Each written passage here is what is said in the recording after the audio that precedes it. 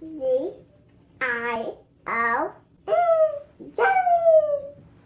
everyone, it's Eni and I'm here to make a much needed video about how these postpartum hormones are kicking my ass.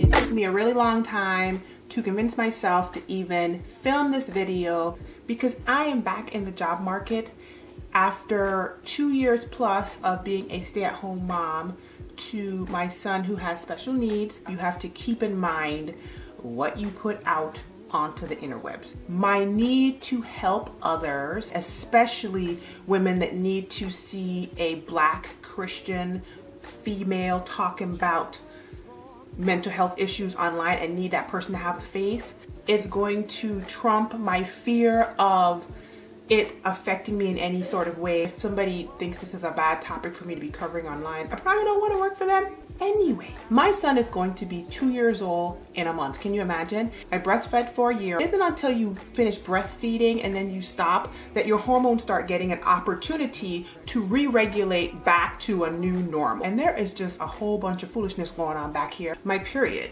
is not the same. Now, it is still regular. It still comes like clockwork, and the intensity of the symptoms, the wavering mood is trolloping my butt. When I say it is mollywopping me, this video is spurred on by a great post that I saw on postpartumprogress.com, I think. I'm gonna put a link to it down below about the risk factors for depression and why some people get it and why some people don't get it. Going through the article, I noticed that obviously I have a whole bunch of the risk factors: a traumatic pregnancy and or birth.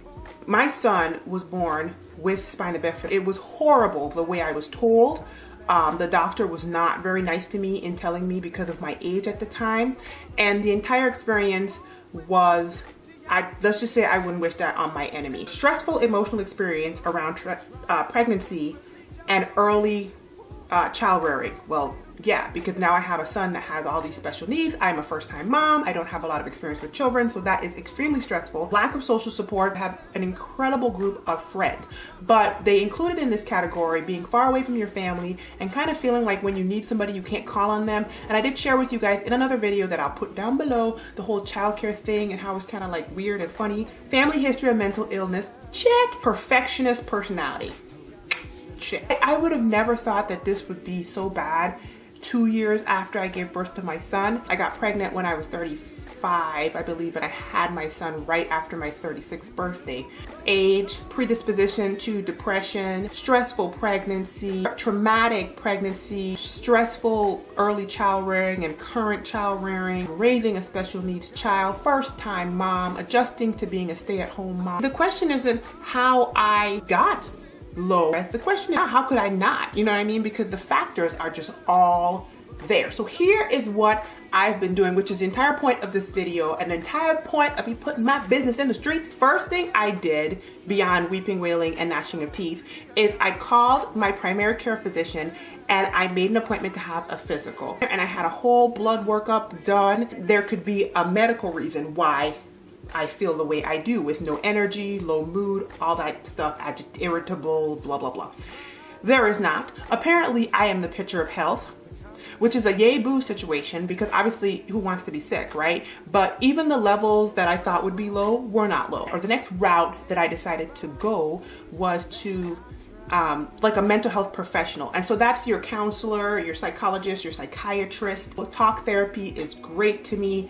I am just a better me when I have somebody to unload on. If your talk therapist wants you to take medication, which I am not taking medication. I haven't taken medication in like almost 2 decades. I talked about this. I'll put a video down below. You have to go see a psychiatrist, which I went that route last year and spoke to somebody, chose not to do it. I decided I needed to go ask some more questions, and unfortunately, to even ask the questions, you gotta make an appointment. Next thing that I'm going to do while that's simmering in the background is I am going to get my hormone levels checked. Family members have said to me that they have had hormone fluctuations happen quite early in their lives. Called my primary care physician back and asked if my estrogen levels, etc. were checked, and they said no.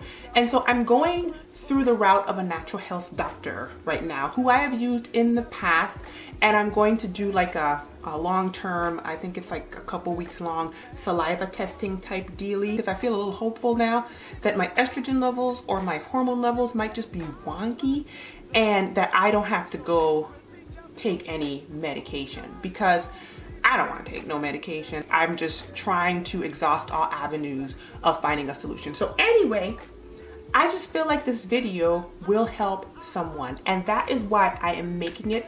It is very important to me to help people in difficult spots, and not just to be on here like, yay, look at my lipstick. I may even take you all along or make some vlogs showing when I'm doing my hormone testing. If you're interested, please let me know.